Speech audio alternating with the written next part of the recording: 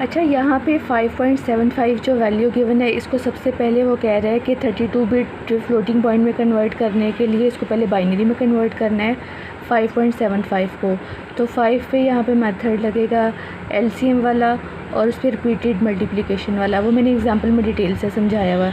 Binary form में convert करने के बाद वो कह रहा है कि आपने फ्लोटिंग पॉइंट वैल्यू को जो है वो ब्रोक डाउन कर देना है 3 पार्ट्स में।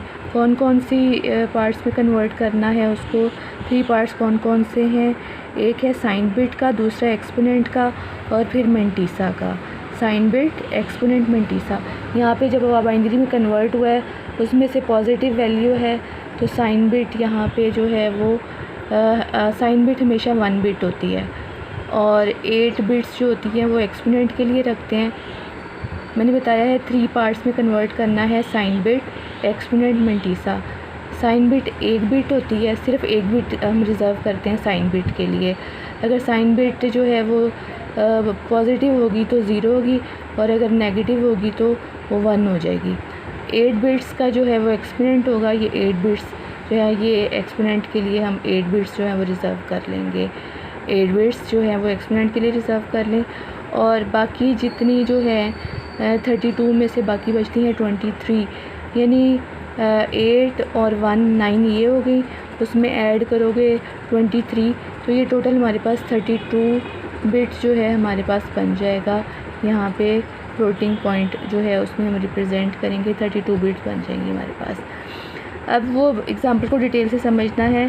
अब वो यहाँ पे उसने उसी बात को बताया कि जो हमने 3 पार्ट्स में किया है, 1 बिट अपने साइन बिट रखनी है, 8 बिट्स आपने एक्सपोनेंट के लिए रखनी है, 23 बिट्स आपने मेंटीसा के लिए रखनी है। मेंटीसा जो है वो फ्रैक्शनल पार्ट होता है। मैंने इसकी एग्ज़ाम्पल जहाँ पे डिटेल से समझाई है, ये वाली एग्ज़ाम्पल मैंने डिटेल से समझाई हुई है। इसके अंदर जो है जब आप ये सारा समझ लेंगे तो आपको ये सारा समझ आ जाएगा कि किस तरीके से इसमें से आपने 3 पार्ट्स को अलग करना है। अब आगे चलते हैं।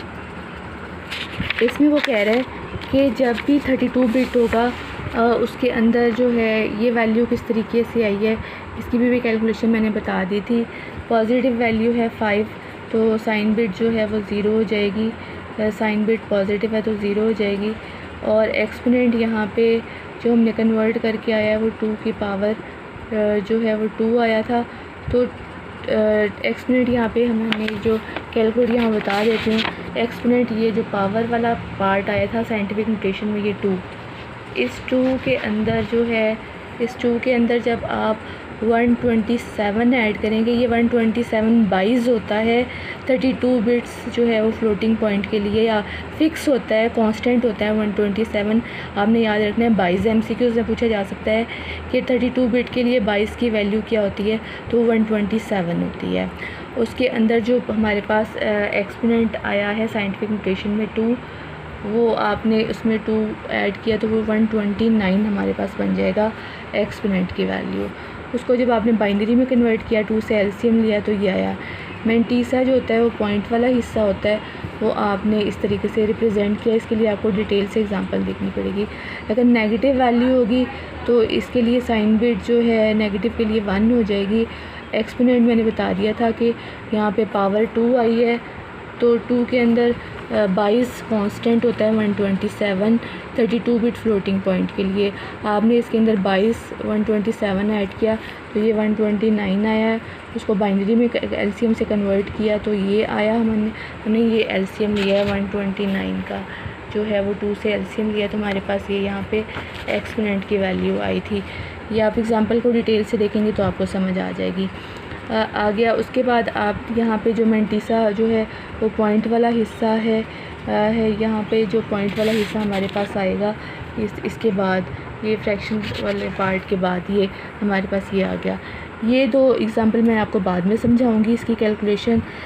इसके बाद डबल प्रिसिशन सिंपल यहाँ पे कुछ पॉइंट्स हैं कि इसको भी 3 पार्ट्स में अगर ब्रोकन करें तो साइन बिट बनती है, एक्सपोनेंट बनता है, मेंटीसा बनता है। साइन बिट 1 होती है, एक्सपोनेंट 11 बिट होता है, वही उसने यहाँ पे बताया, एक्सपोनेंट 11 बिट होता है। और बाकी मेंटीसा क्या उसने बताया नहीं है, 52 बिट होता है, लेकिन मैं यहाँ पे बता रही हूँ कि ये अगर 12 बिट हो जाता है तो बाकी 64 बिट है तो इसमें 52 ऐड करो तो टोटल 64 बिट हमारे पास जो है ये डबल प्रिसिशन आ जाता है हमारे पास। भाई आपने यहाँ पे 22 की वैल्यू, जैसे यहाँ पे 127 कांस्टेंट था, 32 बिट के लिए था, हमारे पास 127 22 की वैल्यू थी, मैंने बताया था। लेकिन अगर ये 64 बिट हो जाएगा तो 64 बिट के लिए जो 22 की वैल्यू है वो आगे MCQ से पूछी जा सकती है कि 64 बिट के लिए जो है वो 22 की वैल्यू क्या होगी, वो 1024 होगी। 32 बिट के लिए जो है वो होगी 22 की वैल्यू होगी, वो होगी 22 की वैल्यू होगी 127, और 64 बिट के लिए 22 की वैल्यू होगी 1023। और इसके जो एक्सपोनेंट की जो रेंज है वो यहाँ पे उसने बताई है, एक्सप्लेन की हुई है। पॉजिटिव में जो होगी वो 1023 होगी और नेगेटिव में 1022 होगी। इसमें से इसने उसी को एक्सप्लेन किया हुआ है।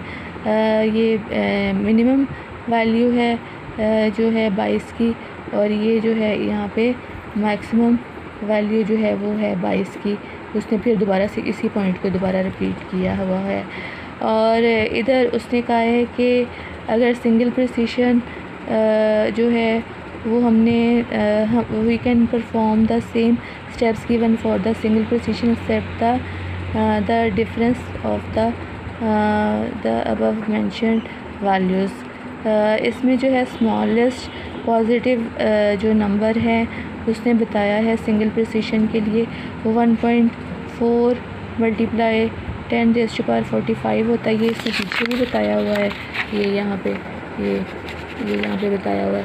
और डबल प्रिसिशन के लिए जो है वो मिनिमम जो वैल्यू है वो यहाँ पे उसने बताई है, वो होगी अप्रॉक्सीमेटली, उसकी वैल्यू होगी स्मॉलेस्ट वैल्यू 4.9 मल्टीप्लाई 10⁻⁻324। ये यहाँ पे रेंज की वैल्यूज़ हैं, ये MCQs में पूछी जा सकती हैं। ये इसको आपने डिटेल से कहता है कि when performing computation with floating point value one should also consider possible round of errors. कहता है राउंड ऑफ एरर्स को देखना पड़ता है जब भी फ्लोटिंग पॉइंट की कैलकुलेशन होती है। तो कहता है साइंटिफिक कंप्यूटिंग में ये ज़रूरी है कि हम मॉनिटर करें इन एरर्स को और एक्यूरेसी को मेंटेन रखें। जो भी हमारी कैलकुलेशन में जो है वो यहाँ पे एरर्स हैं उसको देखना पड़ता है।